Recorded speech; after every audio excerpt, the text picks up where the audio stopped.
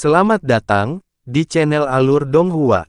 Sebelum menonton, silahkan subscribe, biar Mimin tambah semangat update-nya. Sebuah karavan yang terdiri dari sekitar 30 orang sedang melakukan perjalanan menyusuri hutan belantara, dengan padang rumput sejauh mata memandang. Ada 8 gerbong di antara mereka ditemani oleh penunggang kuda muda berpakaian kulit dengan beberapa dari mereka baru mencapai usia 12 tahun, tetapi bagaimanapun juga mereka semua bersemangat tinggi. Di bagian paling depan karavan ada seorang lelaki tua yang menunggang kuda kuning bagus. Dia memiliki kerutan tajam di alisnya dan kulit merah gelap. Dia juga mengenakan topi kulit rubah merah menyala, jubah indah, dan ikat pinggang bersulam 3 warna yang melambangkan posisinya sebagai penguasa kelompok. Mereka melakukan perjalanan melalui utara dataran langit tak berujung, dalam perjalanan untuk membayar upeti ke kuil milik suku Melonjak. Dataran langit tak berujung adalah apa yang disebut suku Melonjak sebagai dataran Moulan.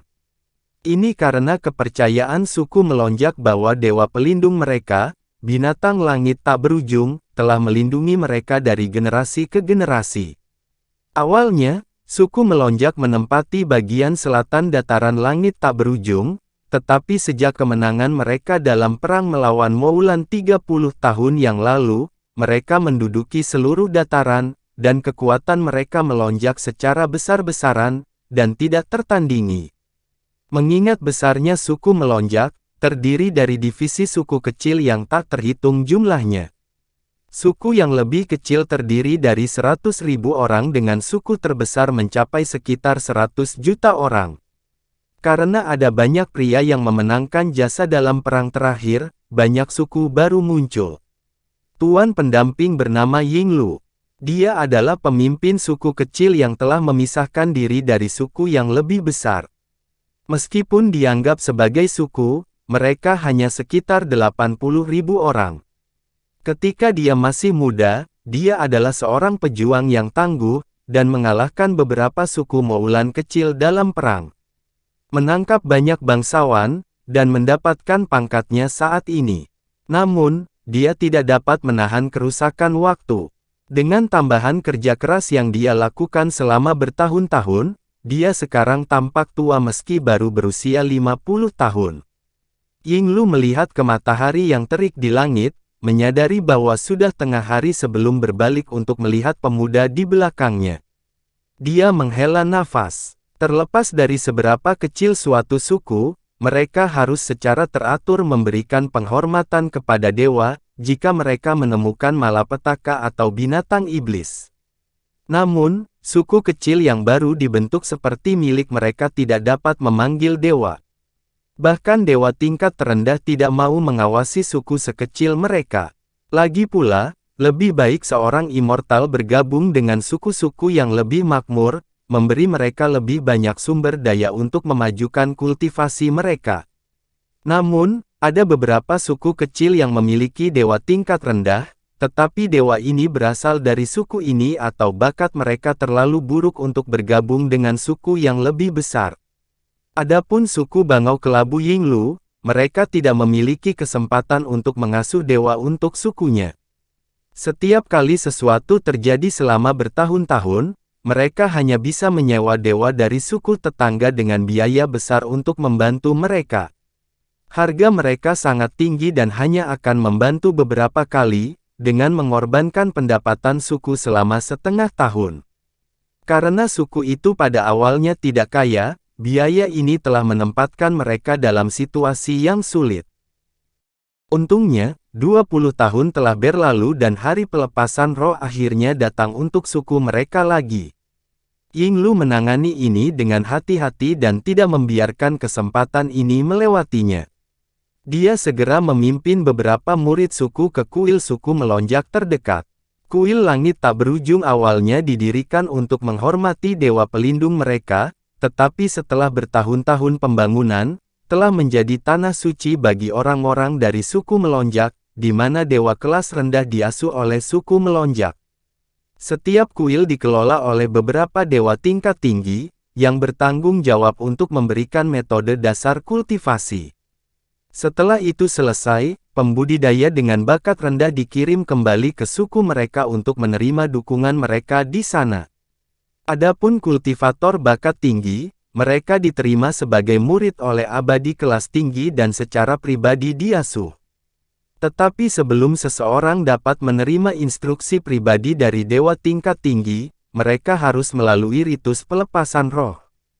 Hanya ada sekitar 70 kuil langit tak berujung yang tersebar di seluruh dataran, tetapi masing-masing adalah jantung dari daerah tempat mereka berada, dan memiliki ribuan suku dengan berbagai ukuran di sekitarnya.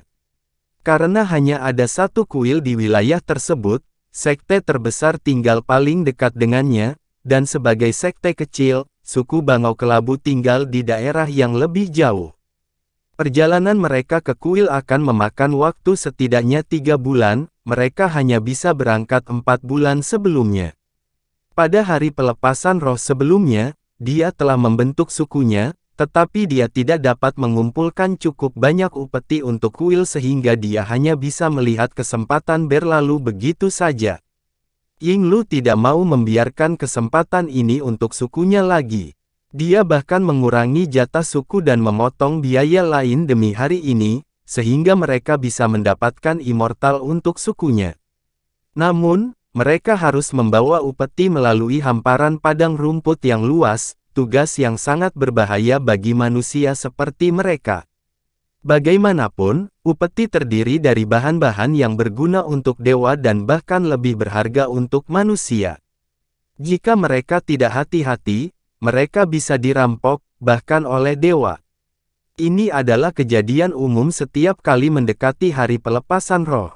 Lebih baik bagi suku-suku yang lebih dekat ke kuil karena tidak ada yang berani terlalu ceroboh dalam kedekatannya, tetapi terbukti sangat berbahaya bagi suku-suku yang lebih jauh. Pernah dikatakan bahwa upeti dari suku kelas menengah, ramuan obat 1000 tahun, bocor dan diketahui banyak orang. Akibatnya, immortal tingkat tinggi dari sekte yang lebih besar menjarahnya. Tentu saja, dewa kuil marah dengan ini dan mengirim dewa untuk menyelidiki masalah ini, tetapi tidak diketahui apakah ada hasilnya. Dengan kejadian seperti itu, Yinglu sangat khawatir sejak dia meninggalkan sukunya. Meskipun dia membawa upeti, dia tidak memiliki perlindungan dari dewa. Saat hari pelepasan roh semakin dekat, dewa dari banyak suku disibukkan dengan hal-hal dari kuil. Bahkan jika seseorang memiliki batu roh, dewa terlalu sibuk untuk menerimanya. Kadang-kadang, akan ada dewa yang berkeliaran dan suku-suku yang lebih besar di dekatnya akan bergegas mempekerjakan mereka dengan harga yang mahal. Suku yang lebih lemah tidak bisa berharap untuk bersaing. Dengan pemikiran itu, Yinglu menghela nafas dan melirik ke belakang lagi. 4 dari 8 gerbong membawa upeti, semuanya ditarik oleh kuda-kuda yang paling dipilih dengan cermat di suku itu. Gerbong ini juga dibuat dari kayu birk merah yang kuat. Tentu saja, untuk memastikan mereka tidak menarik perhatian, bagian luar gerbong itu compang camping dan usang. Bahkan dengan langkah-langkah ini, mereka menghadapi sekawanan kecil serigala liar dan hampir kehilangan salah satu anggotanya. Untuk melarikan diri dari serigala, mereka harus meninggalkan 2 gerbong paling lambat. Meskipun kedua gerbong itu tidak membawa barang yang mahal, tapi menyimpan cukup makanan untuk 2 bulan. Tampaknya mereka tidak punya pilihan selain berhenti sementara dalam 2 hari. Seharusnya ada lembah terdekat yang jarang diinjak manusia, tapi mungkin ada bison liar atau binatang buruan lain untuk diburu. Dengan pemikiran itu, Yinglu mengelus busur kayu keras yang tergantung di pelananya. Apa yang terjadi? Seorang wanita muda di samping Yinglu berteriak kaget. Wanita itu berusia 15 tahun dan bernama Ying San.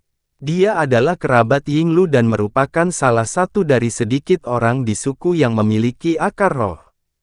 Wajar baginya untuk menyayanginya. Yinglu buru-buru mengangkat kepalanya dengan waspada dan melihat gelombang cahaya biru di semak-semak lebat di depannya. Hati Yinglu bergetar. Sebagai pemimpin sukunya, dia akrab dengan cahaya yang dilepaskan dari teknik immortal. Mungkinkah mereka ingin bertindak melawan kelompok yang melarat seperti miliknya? Hati Yinglu tenggelam dan dia mengangkat tangannya, memerintahkan kelompok di belakangnya untuk berhenti. Ketika yang lain melihat cahaya biru di depan mereka, mereka langsung menjadi waspada karena ketakutan. Yinglu dengan kuat menggenggam tali kekang kudanya dan menghentikannya. Dia kemudian mulai memikirkan rencana untuk membela diri. Tapi setelah beberapa saat, Yinglu merasa ada yang tidak beres. Cahaya biru di semak-semak terus berkedip tetapi tidak ada dewa atau teknik apapun yang muncul darinya. Mata Yinglu berbinar dan dia buru-buru memeriksa semak-semak. Semak lebat setinggi manusia dan tidak bisa dilihat dengan jelas. Tatapan Yinglu goyah dan dia tiba-tiba berteriak, "Tumeng! Pergilah ke sana dan lihat apakah ada dewa di sana atau tidak." "Iya, tetua suku." Seorang pemuda dengan penampilan kokoh dan tangguh turun dari kudanya dan dengan hati-hati mendekati semak yang jaraknya 60 meter darinya. Ketika cahaya biru itu hanya berjarak 20 meter, dia ragu-ragu dan kakinya terhenti. "Bolehkah saya menanyakan nama yang abadi di sini? Kami adalah suku Bangau Kelabu dan kami ingin memberikan penghormatan di depan penampilan Anda yang sebenarnya." Pemuda itu berbicara dengan nada hormat yang jelas. Namun, cahaya di semak-semak terus berkelap-kelip dan tidak ada respon yang diberikan. Tumeng melihat Yinglu. Yinglu menunduk berpikir sejenak sebelum diam-diam mengangguk. Pemuda itu kemudian mengumpulkan sedikit keberanian dan berjalan maju dengan langkah diam. Ketika dia tiba di depan semak-semak, dia mengertakkan gigi dan membelah rerumputan liar di depannya. Pada saat itu, pemuda Tumeng membelah rumput dan berteriak ketakutan sebelum dia dengan cepat mundur beberapa langkah, jatuh terlentang. Dia tampak sangat terkejut. Apa yang sedang terjadi? Anggota suku Grey Heron dikejutkan oleh pergantian peristiwa yang tiba-tiba ini. Bahkan ada beberapa anggota yang menghunus pedang untuk berjaga-jaga. Jangan membabi buta mengambil tindakan. Tumeng, apa yang terjadi? Yinglu masih mempertahankan ketenangannya. Dia melihat bahwa pemuda itu masih tidak terluka dan hanya ketakutan. "Kepala suku, ada dewa di sana." Dia terlihat. Sebelum pemuda itu selesai, cahaya biru tiba-tiba menghilang dari semak-semak dan dia diinterupsi oleh dengusan dingin. Kemudian sebuah siluet berjalan keluar dan bertanya, "Seperti apa?" Yinglu dan yang lainnya buru-buru menoleh dengan kaget. Pria yang muncul dari semak-semak mengenakan jubah putih. Namun, dia menutupi kepalanya dengan jubah biru aneh yang menutupi wajahnya. Ada kantong menonjol di pinggangnya dan dia membawa kotak kayu sepanjang 1 kaki di punggungnya. "Saya memberi hormat, saya immortal. Saya adalah pemimpin suku Bangau Kelabu, Yinglu. Bolehkah saya tahu nama Anda yang terhormat?" Ketika Yinglu melihatnya muncul, dia segera turun dari kudanya dan membungkuk dalam-dalam ke arah pria berjubah putih itu, tidak berani menyinggung perasaannya. Anggota sukunya juga mengikuti. Pria berjubah putih itu memeriksa rombongan Yinglu sebelum menjawab dengan dingin, "Nama belakangku Han. Suku Bangau Kelabu. Saya belum pernah mendengarnya sebelumnya. Saya sedang berkultivasi di dalam semak belukar. Untuk apa kau datang ke sini?" "Jadi itu adalah Han abadi. Kami benar-benar tidak tahu Anda berkultivasi di sini. Kami harap Anda akan memaafkan kami atas pelanggaran yang mungkin kami lakukan. Bolehkah kami bertanya suku mana yang memujamu, Tuan? Mungkin saya kenal dengan suku itu." Yinglu merasa lega ketika mendengar bahwa dewa tidak memiliki pikiran untuk menyerang mereka. Mata pria berjubah putih itu berkedip dan dia dengan acuh tak acuh berkata, "Saya baru saja menyelesaikan magang saya dan saya belum mengikatkan diri pada suatu suku." Jadi Tuan Abadi tidak terikat. Karena Anda di sini sendirian, Anda harus pergi ke kuil. Ini adalah hari pelepasan roh, sesuatu yang hanya terjadi setiap 20 tahun sekali. Tentunya Immortal Han tidak akan melewatkannya. Ketika Yinglu mendengar bahwa Yang Abadi masih tidak terafiliasi, nadanya menjadi lebih hormat.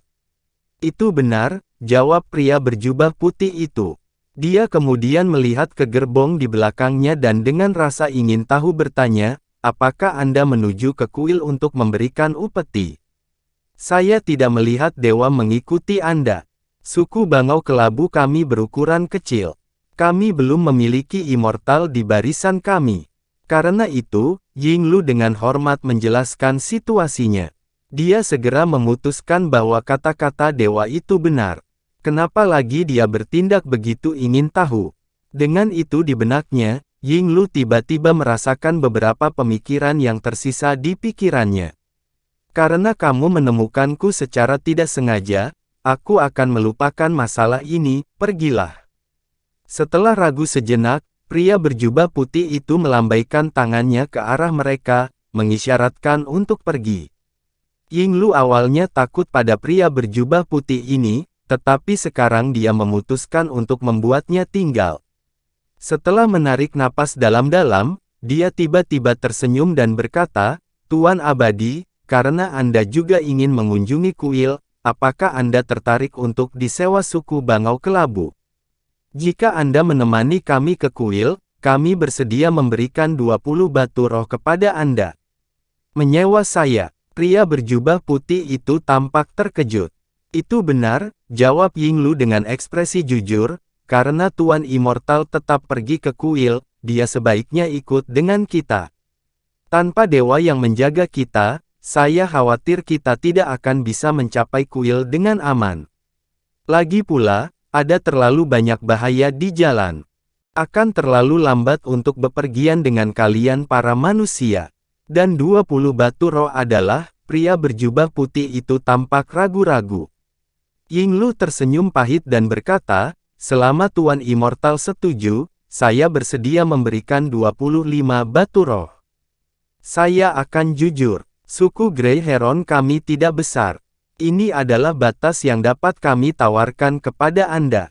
Pria berjubah putih itu tersenyum menanggapi. 25 batu roh adalah jumlah yang bagus, tapi tidakkah kamu ingin menanyakan peringkatku sebelum menyebutkan hargamu? Mungkin saya hanya berada di lapisan ketiga atau kedua dari kondensasi Qi tanpa kemampuan untuk melindungi Anda. Yinglu memaksakan tawa dan berkata, Tuan Immortal bercanda. Meskipun saya tidak memiliki akar roh, saya telah memperoleh banyak pengalaman selama saya di Perang Suci. Cahaya yang Anda lepaskan bukanlah yang bisa dihasilkan oleh Qi Condensation Immortal kelas 3. Tanpa pertimbangan lebih lanjut, pria berjubah putih itu berkata, bagus. Karena Anda begitu tulus, saya akan melakukan perjalanan dengan Anda. Namun, saya akan mengambil setengah dari batu roh terlebih dahulu. Setelah kami tiba, Anda dapat membayar saya setengah lainnya. Tentu saja, ini batu rohnya, Tuan Abadi. Yinglu senang dengan jawabannya dan menepuk jubahnya sebelum mengeluarkan kantong kecil. Dia kemudian mengambil sejumlah batu roh dan segera menyerahkannya kepada pria berjubah putih itu.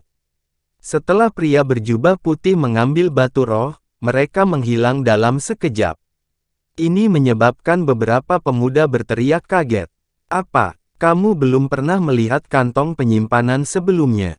Pria berjubah putih itu bertanya dengan heran. Tuan Immortal, para pemuda ini belum memiliki banyak pengalaman dengan dewa. Kata Yinglu dengan sedikit malu.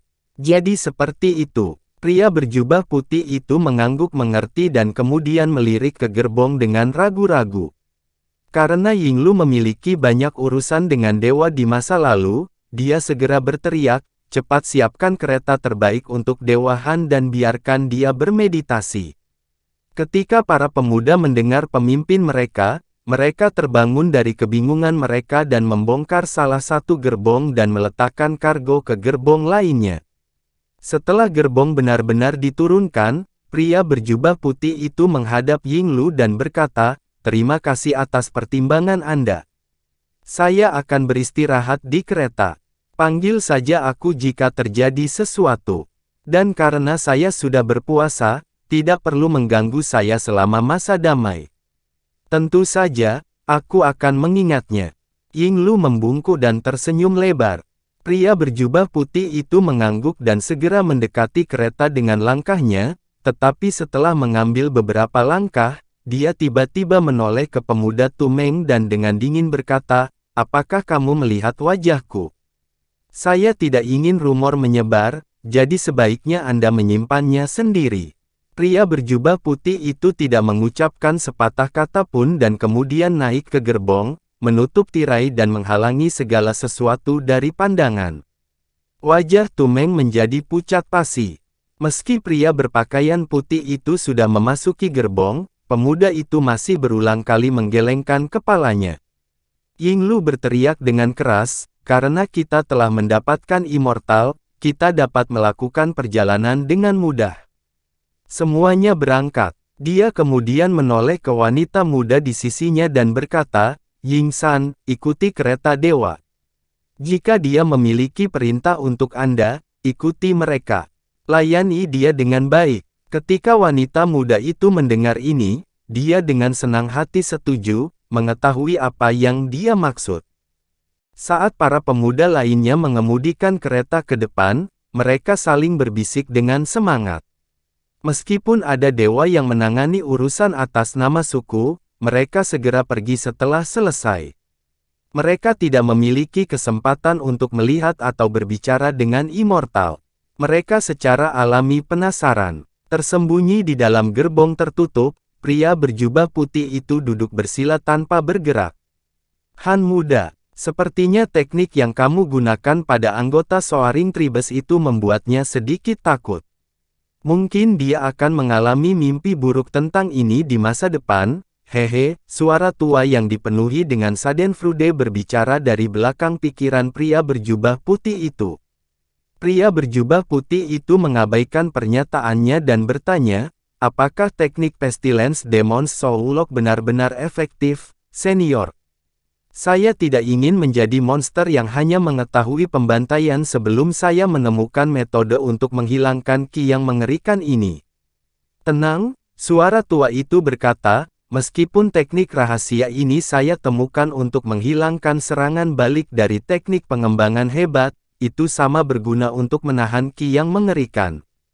Namun, saya harus memperingatkan Anda bahwa setan sampar yang merasuki tubuh Anda, tidak hanya membatasi ki Anda yang mengerikan, tetapi juga membatasi kultivasi Anda. Kultivasi Anda saat ini paling banyak berada pada tingkat pertengahan tahap pendirian yayasan, tetapi Anda harus ingat untuk tidak menggunakan kekuatan sihir Anda secara gegabah." Pria berjubah putih dengan cemberut berkata, "Tentu saja itu tidak perlu dikatakan, tetapi saya tidak berpikir serangan balik ki yang mengerikan akan terjadi jauh lebih cepat dari yang Anda perkirakan. Dan sifat kekerasannya jauh lebih buruk daripada yang pernah saya dengar." Suara tua itu mendengus dan berkata, "Bukannya aku salah menebak, tetapi kamu harus bertarung dengan kultivator lain sebelum kamu berhasil menghilangkan ki burukmu. Anda bahkan sangat merusak vitalitas Anda sampai hampir mati. Wajar jika ki yang mengerikan itu menyerang balik. Adapun sifat kekerasannya, hanya dapat diharapkan dari seberapa dalam ia menumpuk di tubuh Anda. Jika bukan karena Anda membantu saya menyempurnakan tubuh boneka saya tidak akan tertarik untuk membantu Anda." Tak perlu dikatakan, keduanya adalah Han Li dan Monarch Soul Divergence.